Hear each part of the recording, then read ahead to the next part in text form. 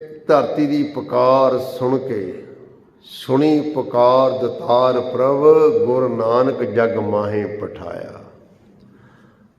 ਭਾਈ ਸਾਹਿਬ ਭਾਈ ਗੁਰਦਾਸ ਜੀ ਕਹਿੰਦੇ ਆ, ਧਰਤੀ ਦੀ ਪੁਕਾਰ ਸੁਣ ਕੇ ਇਸ ਧਰਤੀ ਦਾ ਭਾਰ ਹੌਲਾ ਕਰਨ ਦੇ ਲਈ ਸਤਿਗੁਰੂ ਗੁਰੂ ਨਾਨਕ ਦੇਵ ਮਹਾਰਾਜ ਜੀ ਨੂੰ ਇਸ ਜੱਗ ਵਿੱਚ ਭੇਜਿਆ। ਜੱਗ ਦੇ ਵਿੱਚ ਆਏ, ਸਤਿਗੁਰੂ ਨਾਨਕ ਪ੍ਰਗਟਿਆ, ਮਿਟੀ ਧੁੰਦ ਜਗ ਚਾਨਣ ਹੋਇਆ। ਸਾਰੇ ਜਗਤ ਦੇ ਵਿੱਚ ਸਤਿਗੁਰੂ ਜੀ ਨੇ ਚਾਨਣ ਕੀਤਾ। ਚਾਨਣ ਕਿਹੜਾ ਕੀਤਾ? ਕਾਹਦੇ ਨਾਲ ਚਾਨਣ ਕੀਤਾ? ਗੁਰਬਾਣੀ ਨਾਲ। ਗੁਰੂ ਮਹਾਰਾਜ ਗੁਰਬਾਣੀ ਇਸ ਜੱਗ में ਚਾਨਣ ਆ ਖਜ਼ਾਨਾ ਲੈ ਕੇ ਆਏ ਸਤਿਗੁਰੂ ਗੁਰੂ ਨਾਨਕ ਦੇਵ ਮਹਾਰਾਜ ਜੀ। ਗੁਰਬਾਣੀ, ਗੁਰੂ ਦਾ ਸ਼ਬਦ, ਇਹਦੇ ਰਾਹੀਂ ਸਾਰੇ ਜਗਤ ਵਿੱਚ ਚਾਨਣ ਫੈਲ ਗਿਆ। ਅਗਿਆਨਤਾ ਦਾ ਹਨੇਰਾ ਦੂਰ ਕੀਤਾ ਗੁਰੂ ਨਾਨਕ ਦੇਵ ਮਹਾਰਾਜ ਨੇ। ਥਾਂ ਥਾਂ ਜਾ ਕੇ 4 ਉਦਾਸੀਆਂ ਕੀਤੀਆਂ। ਜਦੋਂ ਸਾਰੇ ਜਗਤ ਵਿੱਚ ਦੇਖਿਆ ਕਿ ਸਾਰੇ ਜਗਤ ਦੇ ਵਿੱਚ ਅਗਿਆਨਤਾ ਦਾ ਹਨੇਰਾ ਹੈ, ਬਚਪਨ ਤੋਂ ਹੀ ਜਦੋਂ ਸਤਿਗੁਰੂ ਦੇਖੋ, ਸਤਿਗੁਰੂ ਗੁਰੂ ਨਾਨਕ ਦੇਵ ਮਹਾਰਾਜ ਜਦੋਂ 5 ਸਾਲ ਦੇ ਹੋਏ, ਜਦੋਂ 5 ਸਾਲ ਦੇ ਹੋਏ, ਹਰ ਮਾਂ-ਬਾਪ ਚਾਹੁੰਦਾ ਮੈਂ ਆਪਣੇ ਬੱਚੇ ਨੂੰ ਚੰਗੇ ਸਕੂਲ ਵਿੱਚ ਪੜ੍ਹਾਵਾਂ। ਚੰਗੇ ਸਕੂਲ ਵਿੱਚ ਪੜ੍ਹਾਵਾਂ। ਕਾਹਦੇ ਵਾਸਤੇ ਪੜ੍ਹਾਉਂਦੇ ਆਪਾਂ? ਸਾਡੇ ਬੱਚੇ ਪੜ੍ਹ ਲਿਖ ਜਾਣ, ਪੜ੍ਹ ਲਿਖ ਕੇ ਚੰਗੀ ਕੋਈ ਨੌਕਰੀ ਮਿਲੇ, ਚੰਗਾ ਅਹੁਦਾ ਮਿਲੇ, ਚੰਗੀ ਜ਼ਿੰਦਗੀ ਬਤੀਤ ਕਰਨ, ਚੰਗਾ ਖਾਣ, ਚੰਗਾ ਪਹਿਨਣ, ਚੰਗੇ ਮਕਾਨਾਂ 'ਚ ਰਹਿਣ, ਸਾਰੀਆਂ ਸਹੂਲਤਾਂ ਹੁਣ ਸਾਡੇ ਬੱਚਿਆਂ ਕੋਲ। ਆਹੀ ਮਤਲਬ ਹੈ, ਤਾਂ ਹੀ ਪੜ੍ਹਾਉਂਦੇ ਆਪਾਂ ਬੱਚਿਆਂ ਨੂੰ। ਪਿਤਾ ਕਾਲੂ ਦਾਸ ਜੀ, ਮਾਤਾ ਤ੍ਰਿਪਤਾ ਜੀ, ਇਹਨਾਂ ਨੇ ਵਿਚਾਰ ਕੀਤੀ ਕਿ ਨਾਨਕ ਨੂੰ ਹੁਣ ਪੜ੍ਹਨ ਪਾਇਆ ਜਾਵੇ। ਹੁਣ ਅੱਗੇ ਅੱਜ ਵਰਗੇ ਸਕੂਲ ਤਾਂ ਹੁੰਦੇ ਨਹੀਂ ਸੀ, ਜਾਂ ਮਸੀਤਾਂ ਦੇ ਵਿੱਚ ਮੌਲਵੀ ਕੋਲ, ਮਸੀਤ ਵਿੱਚ ਮੌਲਵੀ ਕੋਲ ਭੇਜਿਆ ਜਾਂਦਾ ਸੀ ਬੱਚਿਆਂ ਨੂੰ ਪੜ੍ਹਨ ਵਾਸਤੇ ਫਾਰਸੀ। ਮੰਦਰਾਂ ਦੇ ਵਿੱਚ ਮੁੱਲਾਂ ਕੋਲ, ਮੰਦਰਾਂ ਵਿੱਚ ਪੰਡਤਾਂ ਕੋਲ ਭੇਜਿਆ ਜਾਂਦਾ ਸੀ, ਪਾਂਧੇ ਕੋਲ ਭੇਜਿਆ ਜਾਂਦਾ ਸੀ ਸੰਸਕ੍ਰਿਤ ਪੜ੍ਹਨ ਵਾਸਤੇ, ਹਿੰਦੀ ਪੜ੍ਹਨ ਵਾਸਤੇ। ਗੁਰੂ ਨਾਨਕ ਦੇਵ ਮਹਾਰਾਜ ਨੂੰ ਵੀ ਭੇਜਿਆ ਕਿ ਨਾਨਕ ਤੂੰ ਪੜ੍ਹਨ ਜਾ। ਜਦੋਂ ਪੜ੍ਹਨ ਪਾਇਆ ਗਿਆ, ਬੜੀਆਂ ਖੁਸ਼ੀਆਂ ਮਨਾਈਆਂ ਗਈਆਂ। ਘਰ ਵਿੱਚ ਵੀ, ਰਿਸ਼ਤੇਦਾਰਾਂ ਵਿੱਚ ਵੀ, ਸਕੂਲ ਵਿੱਚ ਵੀ ਬਹੁਤ ਕੁਛ ਲੱਡੂ ਵੰਡੇ ਗਏ, ਕਿਉਂਕਿ ਪਟਵਾਰੀ ਜੀ ਦਾ ਬੇਟਾ ਉਸ ਵਕਤ ਚੰਗਾ ਰਸੂਖ ਸੀ, ਪਿਤਾ ਕਾਲੂ ਦਾਸ ਜੀ ਦਾ। ਜਦੋਂ ਪੜ੍ਹਨ ਪਾਇਆ ਸਤਿਗੁਰੂ ਗੁਰੂ ਨਾਨਕ ਦੇਵ ਮਹਾਰਾਜ ਨੂੰ ਪਾਂਧੇ ਕੋਲ, ਊੜਾ ਲਿਖਿਆ, ਸਤਿਗੁਰੂ ਜੀ ਨੇ ਪਹਿਲਾਂ ਹੀ ਸਵਾਲ ਕਰ ਦਿੱਤਾ ਕਿ ਇਹਦਾ ਮਤਲਬ ਕੀ ਹੈ।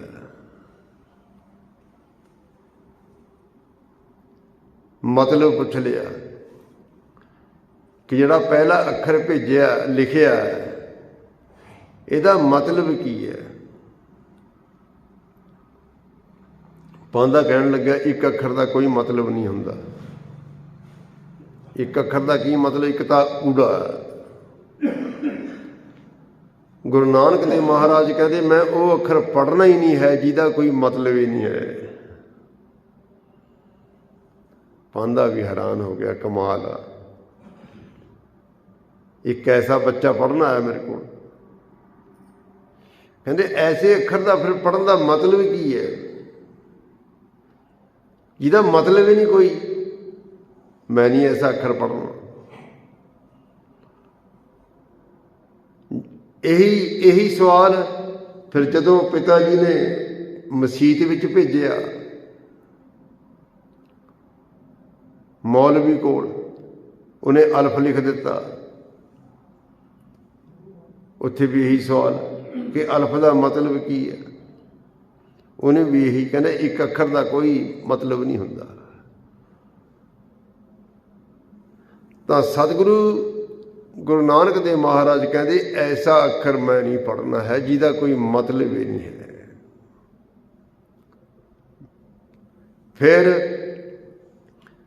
फिर सतगुरु जी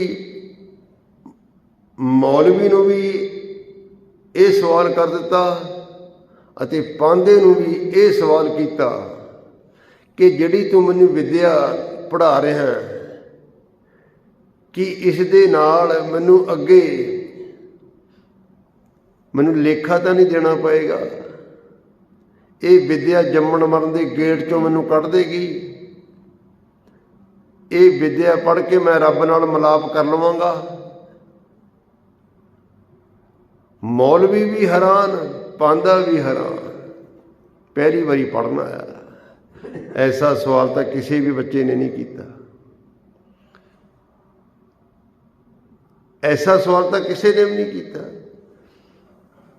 तो पांदे ने भी अते मौलवी ने भी इक्को गल कही कि ये विद्या पढ़न का, गुरु नानक देव महाराज कहते विद्या पढ़न का फायदा की है? उन्होंने फायदा यही दसिया कि ये विद्या पढ़ के तेरी इज्जत होएगी नानक, लोग हर कोई तेनों कहेगा बच्चा पढ़िया लिखिया, बच्चा पढ़िया लिखिया। हुण पढ़िया लिखिया की इज्जत होंदी पढ़िया लिखिया, पढ़िया होया, पढ़िया लिखिया, चंगी नौकरी मिलेगी, वधिया जिंदगी बतीत करेगा।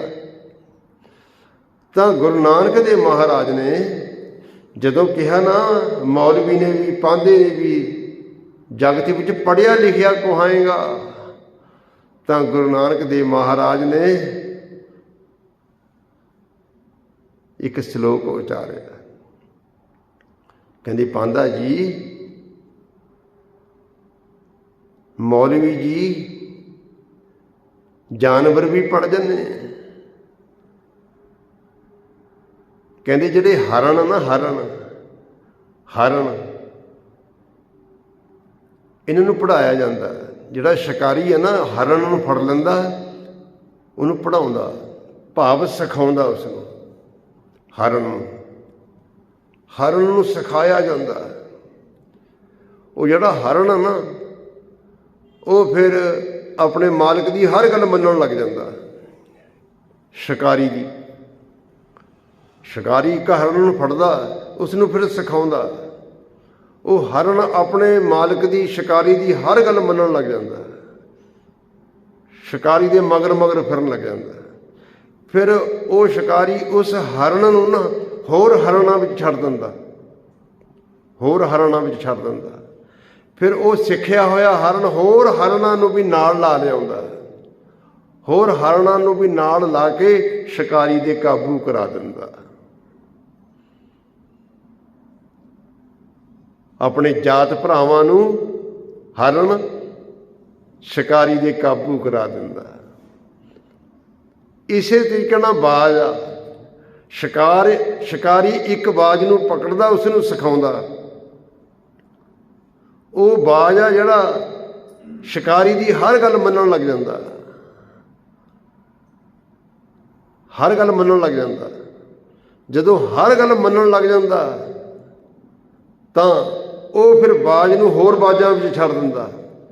वो बाज फिर होर बाजां नूं भी नाल ला के ना, मगर ला के शिकारी दे काबू करा दिंदा। इसे तरीके दे नाल आ जिहड़ी तेरी विद्या, ये विद्या पढ़ के जितने भी अहलकार बने, जितने भी कोई मंत्री बनता, जिहड़ा भी कोई राजा बनता, जिहड़ा भी कोई मुलाजम बनता, ये विद्या के राही जिहड़ा भी कोई मुलाजम बनता, ये जात भरावां दा खून ही पींदा। देखो कैसी चोट है। मैं ऐसी विद्या नहीं पढ़नी। ਕਹਿੰਦੇ ਇਹ ਵਿਦਿਆ ਥੋੜੋ ਆ, ਇਹ ਤਾਂ ਕੜਕੀ ਹੈ, ਇਹ ਤਾਂ ਫਾਹੀ ਹੈ। ਜਿਵੇਂ ਇੱਕ ਪੜ੍ਹਿਆ ਲਿਖਿਆ, ਇੱਕ ਪੜ੍ਹਿਆ ਹੋਇਆ ਹਰਨ ਆਪਣੇ ਜਾਤ ਭਰਾਵਾਂ ਨੂੰ ਮਗਰ ਲਾ ਕੇ ਜਾਤ ਭਰਾਵਾਂ ਨੂੰ ਇੱਕ ਸ਼ਿਕਾਰੀ ਦੇ ਕਾਬੂ ਕਰਾ ਦਿੰਦਾ ਹੈ। ਬਾਜ ਸਿੱਖਿਆ ਹੋਇਆ ਬਾਜ, ਪੜ੍ਹਿਆ ਹੋਇਆ ਬਾਜ ਆਪਣੇ ਜਾਤ ਭਰਾਵਾਂ ਨੂੰ ਮਗਰ ਲਾ ਕੇ ਉਹਨੂੰ ਕਾਬੂ ਕਰਾ ਦਿੰਦਾ ਹੈ। ਇਸੇ ਤਰੀਕੇ ਨਾਲ ਜਿਹੜੇ ਪੜ੍ਹੇ ਲਿਖੇ ਹਨ ਮੁਲਾਜ਼ਮ, ਇਹ ਪਬਲਿਕ ਕੋਲੋਂ ਰਿਸ਼ਵਤ ਲੈ ਕੇ ਅੱਗੇ ਤੇ ਅੱਗੇ ਰਾਜਿਆਂ ਤੱਕ ਪਹੁੰਚਾਉਣੇ ਆ, ਪਬਲਿਕ ਦਾ ਖੂਨ ਪੀਣ ਵਾਲੇ। ਇੱਦਾਂ ਖੂਨ ਪੀਂਦੇ। ਕਹਿੰਦੇ ਮੈਂ ਨਹੀਂ ਐਸੀ ਵਿਦਿਆ ਪੜ੍ਹਨੀ। ਸਤਿਗੁਰੂ ਜੀ ਨੇ ਸ਼ਬਦ ਉਚਾਰਨ ਕੀਤਾ, ਕਹਿੰਦੇ ਹਰਣਾ ਬਾਜਾ ਤੈ ਸਿਕਦਾਰਾਂ ਇਹਨਾਂ ਪੜ੍ਹਿਆ ਨਾਉ। ਕਹਿੰਦੇ ਹਰਣਾ ਨੂੰ ਵੀ ਕਿਹਾ ਜਾਂਦਾ, ਇਹ ਹਰਨ ਪੜ੍ਹਿਆ ਹੋਇਆ, ਇਹ ਬਾਜ ਪੜ੍ਹਿਆ ਹੋਇਆ, ਇਹ ਸਿਕਦਾਰ, ਅਹਿਲਕਾਰ, ਮੁਲਾਜ਼ਮ, ਮੰਤਰੀ, ਕਹਿੰਦੇ ਇਹਨਾਂ ਨੂੰ ਵੀ ਕਿਹਾ ਜਾਂਦਾ ਪੜ੍ਹੇ ਲਿਖੇ ਆ। ਇਹਨਾਂ ਪੜ੍ਹਿਆ ਨਾਉ, ਕਹਿੰਦੇ ਫਾਂਦੀ ਲੱਗੀ ਜਾਤ ਫਾਇਨ। ਕਹਿੰਦੇ ਚੰਗੀ ਵਿਦਿਆ ਕਾਹਦੀ ਵਿਦਿਆ ਹੈ? ਇਹ ਤਾਂ ਕੜਕੀ ਹੈ, ਇਹ ਤਾਂ ਫਾਹੀ ਹੈ। ਕਹਿੰਦੇ ਫਾਂਦੀ ਲੱਗੀ ਜਾਤ ਫਾਇਨ, ਆਪਣੇ ਜਾਤ ਭਰਾਵਾਂ ਨੂੰ ਫਸਾਉਣੇ। ਜਾਤ ਫਾਇਨ, ਫਾਂਦੀ ਲੱਗੀ ਜਾਤ ਫਾਇਨ ਅੱਗੇ ਨਾਹੀ ਥਾਓ। ਕਹਿੰਦੇ ਐਸੇ ਪੜ੍ਹਿਆਂ ਲਿਖਿਆਂ ਨੂੰ ਅੱਗੇ ਕੋਈ ਟਿਕਾਣਾ ਨਹੀਂ ਮਿਲੇਗਾ। ਮੈਂ ਐਸੀ ਵਿਦਿਆ ਨਹੀਂ ਪੜ੍ਹਨੀ ਹੈ। ਐਸੇ ਪੜ੍ਹਿਆਂ ਲਿਖਿਆਂ ਨੂੰ ਅੱਗੇ ਥਾਂ ਨਹੀਂ ਹੈ ਕੋਈ। ਮੈਨੂੰ ਉਹ ਵਿਦਿਆ ਪੜ੍ਹਾ ਜਿਸ ਵਿਦਿਆ ਨੂੰ ਪੜ੍ਹ ਕੇ ਮੈਨੂੰ ਅੱਗੇ ਥਾਂ ਮਿਲ ਜਾਵੇ, ਰੱਬ ਦੇ ਚਰਨਾਂ ਵਿੱਚ ਮੇਰਾ ਨਿਵਾਸ ਹੋ ਜਾਵੇ। ਮੈਨੂੰ ਐਸੀ ਵਿਦਿਆ ਪੜ੍ਹਾ। ਕਹਿੰਦੇ ਸੋ ਪੜ੍ਹਿਆ ਸੋ ਪੰਡਤ ਬਿਨਾ ਜਿਨੀ ਕਮਾਣਾ ਨਾਉ। ਅਸਲ ਉਹੀ ਪੜ੍ਹਿਆ ਲਿਖਿਆ ਹੈ, ਉਹੀ ਸਿਆਣਾ ਹੈ, ਉਹੀ ਪੰਡਤ ਹੈ, ਵਿਦਵਾਨ ਹੈ, ਜਿਹੜੇ ਪ੍ਰਭੂ ਦੇ ਨਾਮ ਨਾਲ ਜੁੜੇ ਹੋਏ, ਜਿਹੜੇ ਰੱਬ ਦੀ ਯਾਦ ਵਿੱਚ ਜੁੜ, ਜਿਨ੍ਹਾਂ ਦੇ ਹਿਰਦੇ ਵਿੱਚ ਰੱਬ ਦੀ ਯਾਦ ਹੈ। ਉਹ ਹਨ ਅਸਲ ਪੜ੍ਹੇ ਲਿਖੇ, ਉਹ ਹਨ ਅਸਲ ਸਿਆਣੇ, ਉਹ ਹਨ ਅਸਲ ਵਿਦਵਾਨ। ਸੋ ਪੜ੍ਹਿਆ ਸੋ ਪੰਡਤ ਬਿਨਾ ਜਿਨੀ ਕਮਾਣਾ ਨਾਉ। ਕਿਉਂਕਿ ਕਹਿੰਦੇ ਪਹਿਲੋਂ ਦੇ ਜੜ ਅੰਦਰ ਜੰਮੈ। ਜਦੋਂ ਰੁੱਖ ਜੰਮਦਾ ਨਾ, ਰੁੱਖ ਦਾ ਬੀਜ, ਪਹਿਲਾਂ ਉਹਦੀ ਹੇਠਾਂ ਜੜ ਬਣਦੀ ਹੈ, ਫਿਰ ਉੱਪਰ ਦਰਖਤ ਜੰਮਦਾ, ਫਿਰ ਕਿਤੇ ਵੱਡਾ ਹੁੰਦਾ, ਫਿਰ ਉਹਦੀ ਛਾਵਾਂ ਹੁੰਦੀ, ਫਿਰ ਸੁੱਕ ਦਿੰਦਾ ਉਹ। ਕਹਿੰਦੇ ਪਹਿਲੋਂ ਦੇ ਜੜ ਅੰਦਰ ਜੰਮੈ ਤਾਂ ਉੱਪਰ ਹੋਵੇ ਛਾਂ, ਤਾਂ ਉੱਪਰ ਛਾਵਾਂ ਹੋਣੀਆਂ। ਕਹਿੰਦੇ ਜੇ ਅੰਦਰ ਨਾਮ ਦਾ ਬੀਜ ਹੋਏਗਾ ਨਾ, ਤਾਂ ਫਿਰ ਉੱਪਰ ਜਿਹੜੀ ਦੁਨਿਆਵੀ ਵਿਦਿਆ, ਇਹ ਦੁਨਿਆਵੀ ਵਿਦਿਆ ਲੋਕਾਂ ਨੂੰ ਸੁੱਖ ਦੇਵੇਗੀ। ਗੁਰੂ ਸਾਹਿਬ ਇਹ ਨਹੀਂ ਕਹਿ ਰਹੇ ਕਿ ਦੁਨਿਆਵੀ ਵਿਦਿਆ ਨਹੀਂ ਪੜ੍ਹਨੀ ਹੈ। ਕਹਿੰਦੇ ਦੁਨਿਆਵੀ ਵਿਦਿਆ ਬਾਹਰ ਦੀ ਵਿਦਿਆ ਹੈ। ਅੰਦਰ ਆਪਣੇ ਨਾਮ ਦਾ ਬੀਜ ਵੀ ਬੀਜੋ। ਜਿਨ੍ਹਾਂ ਦੇ ਅੰਦਰ ਨਾਮ ਦਾ ਬੀਜ ਹੈ, ਜਿਹੜੇ ਅੰਦਰੋਂ ਗੁਰੂ ਨਾਲ ਜੁੜੇ ਹੋਏ, ਸ਼ਬਦ ਨਾਲ ਜੁੜੇ ਹੋਏ ਹੈ, ਉਹ ਦੁਨਿਆਵੀ ਵਿਦਿਆ ਪੜ੍ਹ ਕੇ ਲੋਕਾਂ ਨੂੰ ਸੁੱਖ ਦੇਣਗੇ। ਲੋਕਾਂ ਦਾ ਖੂਨ ਨਹੀਂ ਪੀਣਗੇ ਉਹ।